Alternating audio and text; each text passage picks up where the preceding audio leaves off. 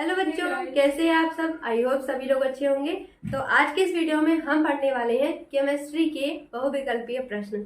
आप सभी को पता है हम फिजिक्स के वीडियोस भी पढ़ रहे हैं, बायोलॉजी के भी पढ़ रहे हैं। अब हमने स्टार्ट कर दिया है केमिस्ट्री यानी कि रसायन विज्ञान। हर वीडियो में हम 10 क्वेश्चंस को डिस्कस करेंगे। उसी के साथ साथ आगे पीछे एक क्वेश्चन से जितना भी चीजें रिलेट हो सकती हैं आपको मैं वो भी सारी चीजें बताऊंगी। बस आपको एक ही काम करना है, वीडियो को शेयर करना है, चैनल को सब्सक्राइब करना है। गिन के तो 3 काम है, शेयर, सब्सक्राइब और लाइक और कमेंट। ठीक, चलो तो वीडियो को स्टार्ट करेंगे बिना देरी के। सबसे पहला क्वेश्चन हमारा आज का क्या है, जंग रोधी स्टील क्या है। मतलब आपसे पूछा जा रहा है सवाल में कि जो जंग रोधी स्टील होता है जिसमें जंग नहीं लगती है। जंग रोधी का मतलब क्या है, जिसमें जंग नहीं लगती। तो सीधा सा सवाल है कि जो जंग रोधी स्टील होता है वो किस प्रकार की धातु है। अब धातु में किस तरीके की होती है, धातु होता है, अधातु होता है मिश्र धातु। तो यहाँ पे इस क्वेश्चन का आंसर क्या बन जाएगा, ये क्या है, एक मिश्र धातु है। अब मिश्र धातु से मतलब जो इसे धातु को मिश्रित करके बनाया जाता है, तो क्यों बनाया जाता है। जैसे देखो अभी ये क्या है, जंग रोधी स्टील, मतलब उसमें जंग नहीं लगेगी, है ना। तो इसलिए चीजें हम ऐसे बनाते हैं ताकि वो सेफ रहे, है ना, इसीलिए बनाई जाती है। तो हमारे पहले क्वेश्चन का आंसर क्या है, मिश्र धातु। जंग रोधी स्टील क्या है, मिश्र धातु है। चलिए सेकंड क्वेश्चन, पहले क्वेश्चन का आंसर समझ आया ना। चलो दूसरा क्वेश्चन, आधुनिक आवर्त नियम के अनुसार तत्वों का गुणधर्म क्या है। हमारा आंसर इसका क्या हो जाएगा, परमाणु संख्या का आवर्त फलन। परमाणु संख्या का आवर्त फलन, गुणधर्म क्या है, परमाणु संख्या का आवर्त फलन। चलिए तीसरा क्वेश्चन, मैग्नीशियम पाया जाता है। अब देखो मैग्नीशियम कहाँ पाया जाता है, वो तो ऑप्शन के ऊपर डिपेंड करेगा ना कि ऑप्शन में क्या दिया है। लेकिन देखो पत्तियों में जो क्लोरोफिल होता है उसमें क्या हो जाता है, मैग्नीशियम भी पाया जाता है, इसमें क्लोरोफिल में। अब मैं आपसे यहीं पर अगर क्वेश्चन ये पूछ लूं कि जो पत्तियां होती वो हरी क्यों होती है, पत्ती हरी क्यों होती है, क्यों होती है, आंसर बताओ क्या है आंसर इसका। कि कोई भी जो पेड़ की पत्तियां होती है वो हरी क्यों होती है, हरी क्यों होती है, किसकी वजह से, इसमें क्या पाया जाता है, क्लोरोफिल पाया जाता है। हमारे ब्लड का कलर रेड होता है, क्यों, क्योंकि इसमें हीमोग्लोबिन पाया जाता है। क्लोरोफिल में कौन सी धातु पाई जाएगी, मैग्नीशियम पाया जाता है। ठीक है, ये सभी चीजें आपको याद होनी चाहिए बच्चों। नहीं याद है तो आप रिवीजन करिए। हीलियम कैसा तत्व है, आप सब हीलियम कैसा तत्व है, ये क्या है, अक्रिय तत्व है, अक्रिय तत्व है।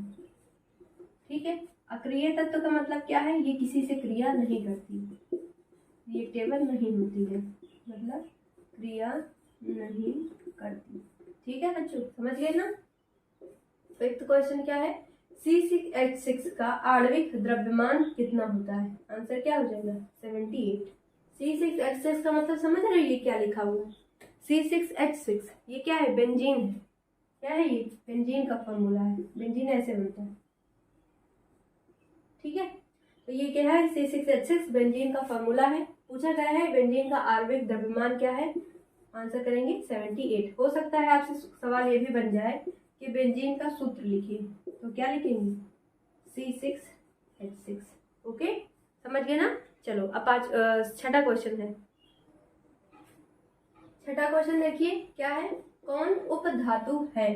तो पूछा जा रहा है सवाल में कि निम्नलिखित में से कौन सा उपधातु है, लेकिन यहाँ पे तो ऑप्शन है ही नहीं। तो ये समझिएगा कि जो उपधातु होता है वो Sb, ये क्या है, उपधातु की श्रेणी में आता है। ठीक, चलिए सातवां क्वेश्चन, आपने देखा होगा आपकी मम्मी लोग को या खुद ही के पास, अगर कोई आपके पास जो है सिल्वर का कोई होगा, जैसे मतलब पायल होता है, कान का भी हो सकता है, कुछ भी। तो सिल्वर की जो चीजें होती है, चांदी की जो चीजें होती है, कुछ दिनों बाद क्या होता है, उसके ऊपर काली काली से एक परत जम जाती है। तो सवाल आपको ये पता होना चाहिए ऐसा क्यों होता है। तो सवाल ही इसी के ऊपर है कि जो चांदी होती है उसके ऊपर जो काली परत आ जाती है वो किस क्रिया से आती है, या फिर ऐसी कौन सी क्रिया होती है उसमें जो क्या होता है उसके ऊपर जो है काली परत आ जाती है। और ये होता किसकी उपस्थिति में है, हवा की उपस्थिति में, वायु की उपस्थिति में। तो सवाल आपसे ऐसे बन सकता है कि चांदी के ऊपर काली परत का आना, मतलब चांदी के ऊपर वायु की उपस्थिति में जो काली परत जम जाती है वो किस क्रिया से होती है। तो यहाँ पे लिखेंगे ये होता है संक्षारण की क्रिया से। किस क्रिया से होता है बच्चों, संक्षारण की क्रिया से ये होता है। चलिए 8वां क्वेश्चन, ग्लोबल वार्मिंग के लिए उत्तरदायी गैस कौन सी है। अब ग्लोबल वार्मिंग क्या है, ये तो नया नया शब्द है। देखो, हमारे वातावरण में, हमारे पर्यावरण में जो भी अक्रिय गैसें या फिर जहरीली गैसें हो जाती है, जिसकी वजह से हमारा पूरा वातावरण पोल्यूटेड हो जाता है, और उसके बाद जिससे हमारे टेम्परेचर में, इस समय में थोड़ा सा बदलाव, चेंज हमें देखने को मिलता है। हमारे इन्वायरमेंट जो प्रदूषण है होता है, तो इसी शब्द को मिला करके हम कहते हैं ग्लोबल वार्मिंग, है ना। उसका मेन ये मतलब होता है कि जो टेम्परेचर है उसमें लगातार वृद्धि होना, है ना। तो पूछा जा रहा है कि ग्लोबल वार्मिंग के लिए उत्तरदायी गैस कौन सी है। तो लिखेंगे कार्बन डाइऑक्साइड।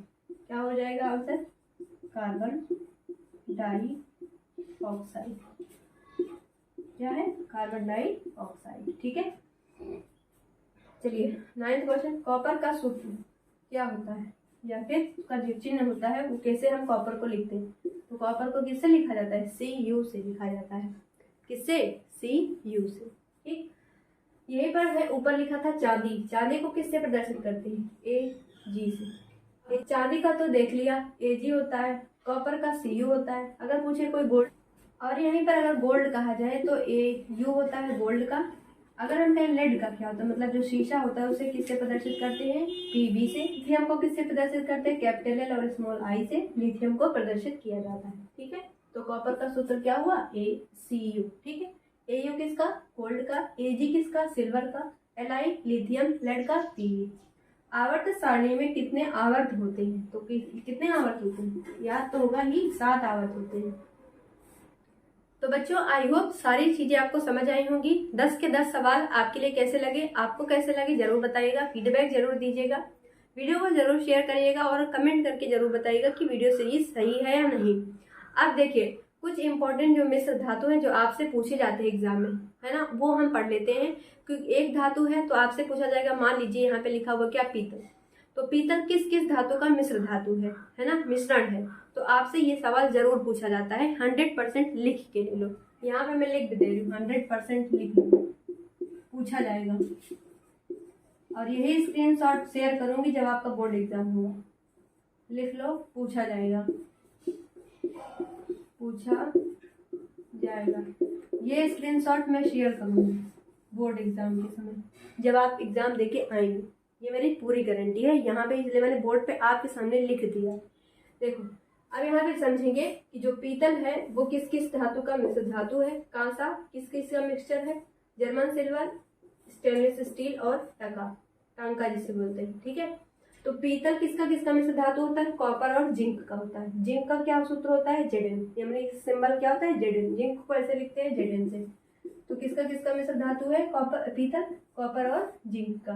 कांसा, कॉपर और टिन का। Sn को क्या लिखते हैं, टिन। तो कॉपर और टिन का मिश्रण क्या होता है, कांसा होता है। जर्मन सिल्वर किसका किसका मिक्सचर है, कॉपर का, जिंक का और निकिल का। Ni मतलब क्या है यहाँ पे, निकिल। Cu का मतलब कॉपर, कॉपर, ठीक। German silver sorry copper, zinc और निकिल का है। स्टेनलेस स्टील किसका किसका मिक्सचर है, Fe का मतलब क्या है यहाँ पे, आयरन मतलब लोहा। आयरन, Cr का मतलब यहाँ पे क्या है, क्रोमियम, क्रोमियम, Cr मतलब क्रोमियम। Ni मतलब निकिल, C का मतलब क्या है, कार्बन। तो ये जो जर्मन सिल्वर है, सॉरी स्टेनलेस स्टील है, वो Fe मतलब लोहा, क्रोमियम, निकिल और कार्बन, इन चारों चीजों का मिक्सचर है। कौन, स्टेनलेस स्टील। टंका, टंका किसका है, Pb मतलब लेड और Sn मतलब टिन।